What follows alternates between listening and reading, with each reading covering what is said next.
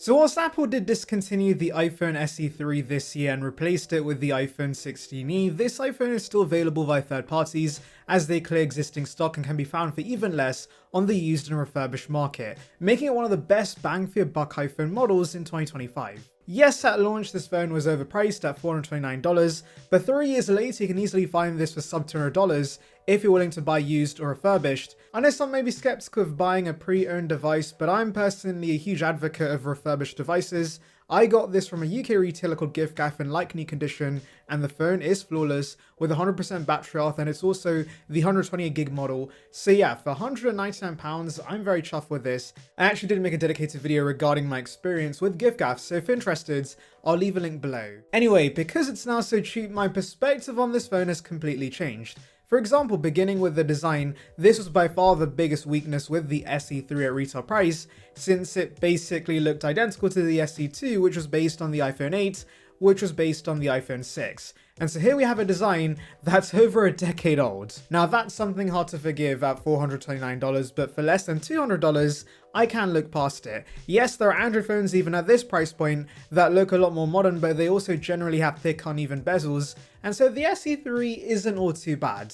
And there is a plus here with the older design, which is Touch ID. Now yes, I do love Face ID and I've been happily using it for years on modern iPhones, but using Touch ID again does make me miss it a little. There are some angles where Face ID sometimes doesn't work at, but that's not really an issue for Touch ID. It's super fast and reliable, and I also love the haptics with this home button. They always feel awesome. You know what else would be awesome? If you click that subscribe button. It's free and will bring you the latest of Apple right to subscription box, so please consider it. Join the saranbyte gang now. The display is also something people complained about at launch, and whilst yes, it does pale in comparison to what Android phones can offer at this price, I can once again live with it. Apple products usually have great LCDs, and even with the low resolution on paper, this looks pretty crisp, and I don't mind the 60Hz refresh rate, and it's mostly fine for regular usage. I will say the brightness is a tad low outdoors, but most low-end Android phones also don't have very bright panels, and personally the screen size is a non-issue for me. I'm usually scrolling on social media, and so the display is ideal for that,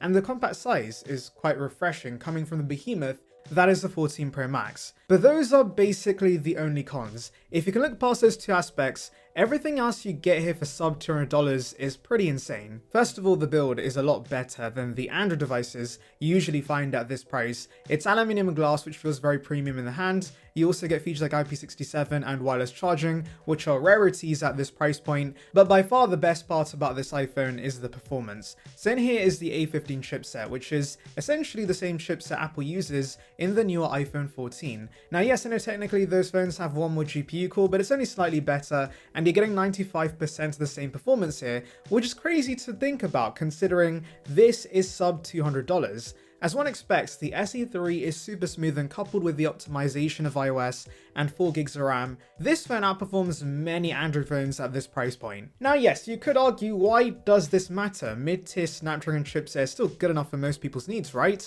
Well yeah, that is true, but you do definitely notice those phones struggle a little with more complex games, but more importantly for me, the A15 is still new enough where this will get another 3 to 4 years of software updates. I know Android phones have gotten a lot better when it comes to updates, but most budget Android devices are using lower end hardware, and so eventually they will slow down as they get new updates, but that shouldn't be the case with the SE3 considering the A15 was a flagship SoC. And so once again, if you can put up with the design and display, the performance alone is why this SE3 is incredible value, because sub $200 for a phone you can keep using for 4 years is just unheard of. Talking about future-proofing, another great thing about the SE3 is that this does offer 5G. In fact, I'm pretty sure the sole reason Apple released this iPhone in the first place is to have a complete 5G range, since ultimately this wasn't a big upgrade over the SE2, but now at around $200, this is something nice to have because 5G has become prevalent. You also get eSIM support, which is rare to find on other phones at this price point. And the good news continues because we now come to the camera on this iPhone,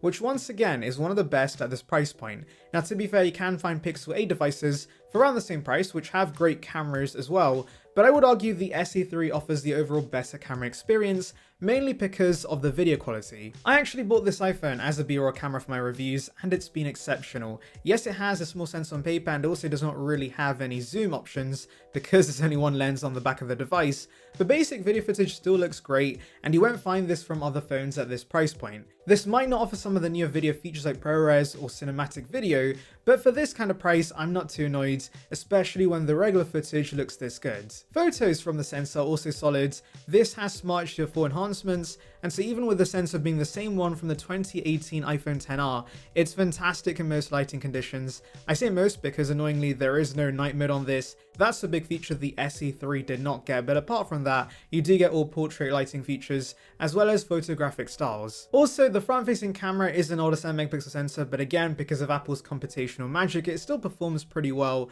and so overall I'm happy with the camera. Wi-Fi and Bluetooth have been rock solid on this. I've had zero issues with connectivity. Speakers and mic-wise, I've had zero issues, they're very solid, and here's a sample of those features for you guys right now.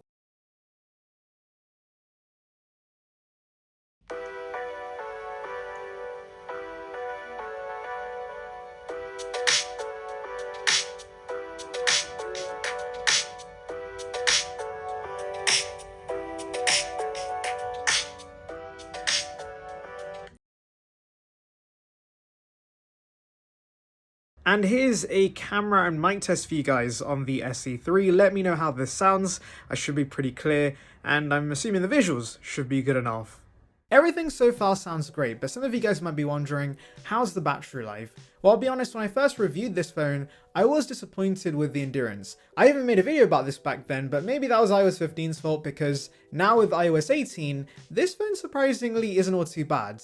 Of course, my daily driver is a 14 Pro Max, which has a much larger battery, so make sure to have realistic expectations, but overall I'm getting 5 to 6 hours of screen on time on average, which I think is enough for most consumers. And this is definitely the big advantage the SE3 has over the older SE2. The bigger battery and the A15 chipset makes a big difference, and the battery life is now plenty good enough for regular consumers. Now yes, this is with 100% battery health, so your mileage may vary if you're shopping refurbished or used, since some SE3s on the market may have 90% battery health or less.